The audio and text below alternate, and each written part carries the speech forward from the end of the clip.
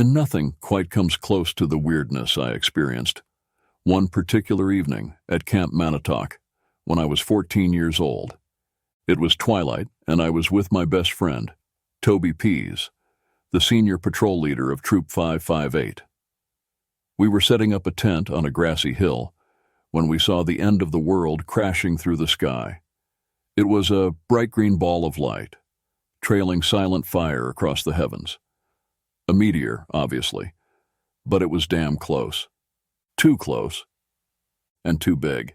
"Oh, that's not good," said Toby, in his droll way. I think we both suspected it would be his last words. We watched the ball of fire disappear behind the treetops and braced for the shock wave that would signal its impact, but it never came. Not even a sound. "Let's go see," I suggested. And so Toby and I set off into the woods, the deep, dark woods of the Cuyahoga Valley National Park.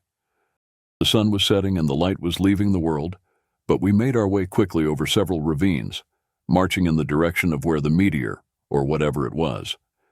By then we were already wondering if it might have been a flying saucer that crashed. You know, like the one at Roswell. Toby saw them first and exclaimed, "What the hell?"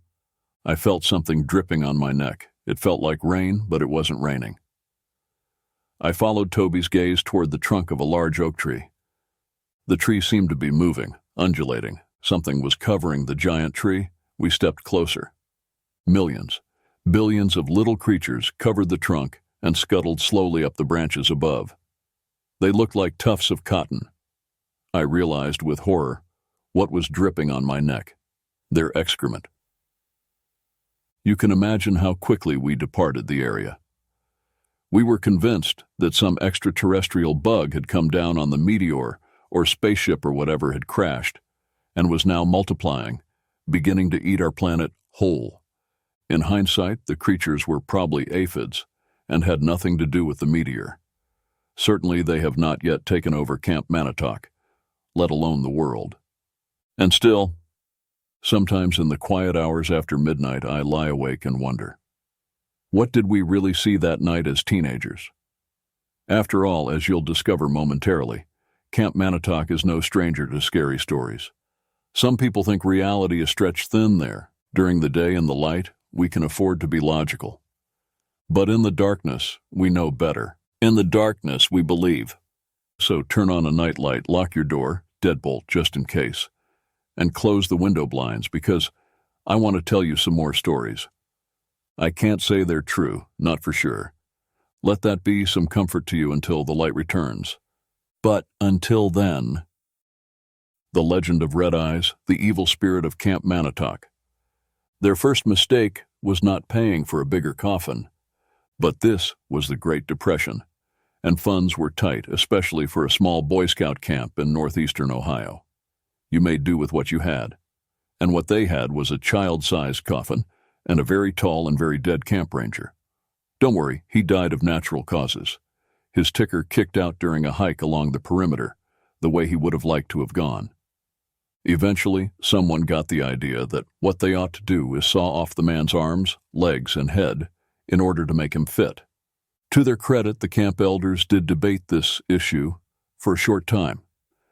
It was the camp director who quietly remarked that the ranger had no immediate family, no next of kin, and it was up to them to dispose of his last remains. And so they drew straws, and the man who drew the shortest one, his name lost now to time, was given a handsaw. A trained Eagle Scout, the man made quick work of the flesh. Then they lifted the torso into the coffin and tossed in the arms and legs. But there was no room left for the head. They jumped up and down on the casket, but try as they might, it refused to close. "What difference does it really make?" asked the camp director. The head was removed, the coffin was closed, the desecrated body buried on the shores of Lake Litchfield. Unfortunately, there is no record as to where the head ultimately ended up. Some say it was buried beside the coffin, near the lake, only to be dug up and carted off by a wolf. Others suggest it was tossed down a latrine out of sight, out of mind and all. The truth died with the camp elders. It wasn't a year later, in 1930, that campers began seeing the red eyes in the woods. From a distance, the young boys would first think the eyes were the light of their lanterns reflected off the eyes of a deer or a coon. But as the red eyes approached, they saw that there was no body, only a decomposed head drifting between the trees, as if searching for something. One boy was struck with such fright upon seeing the disembodied head that he never spoke another word in his life. Over the years, many boys at Camp Manatoc came face to face with red eyes as they ventured into the woods at night to gather kindling. Occasionally, a boy on such an errand would never return. Usually their bodies were never found, only their heads, which had been cut from their torsos. At least that's the story I heard as a young Boy Scout at Camp Manatoc, told by an older kid inside the belly of the old pool's furnace room in 1991. Imagine the terror I experienced later, when after having returned to my tent, I peered into the woods a few yards away and spotted two red eyes staring back at me with cold malice. I alerted my friends, sure the red eyes would be gone by the time they looked out, but they were still there, unmoving, just staring back at us. And then someone dared me to run at it. I'm sure they believed it was just a small animal, a fox maybe, and they weren't really egging me on to confront a bodiless demon from hell. Whatever their intention, I accepted the dare. Sure, I was about to die, but still hoping to impress my older friends, I charged at the red eyes. I let loose a war cry. 5 feet into the woods, I came upon it, a meter for an oil derrick. Slowly clicking away, 2 red lights set into its display. The legend of red eyes is still told around campfires at Camp Manatoc to this day. The Boy Scout camp is tucked away inside the Cuyahoga Valley National Park system, near the town of Peninsula. The entrance is through a wooden gate, big enough to keep in red eyes, King Kong, and any other creature that may roam the woods.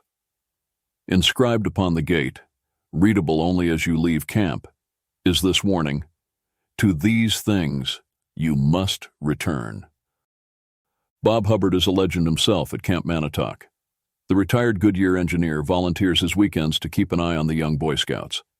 He tells his own version of the legend to naive tenderfoots. The story I tell is the story I heard as a scout here, in the fall of 1953, the one about the mad farmer. Back then, the camp extended along the valley all the way to a sheep farm. The man who ran the farm was said to be a little strange. It got so that he couldn't stand the noise coming from the boys at camp during the night, so he would walk into camp and try to snatch up any boy who happened to sneak outside his cabin. Sometimes you might see him staring in the window at you. To Hubbard, the tale is more a tool for scoutmasters than anything else, a way to keep boys inside at night. Scoutmasters don't want to go chasing after kids in the middle of the night.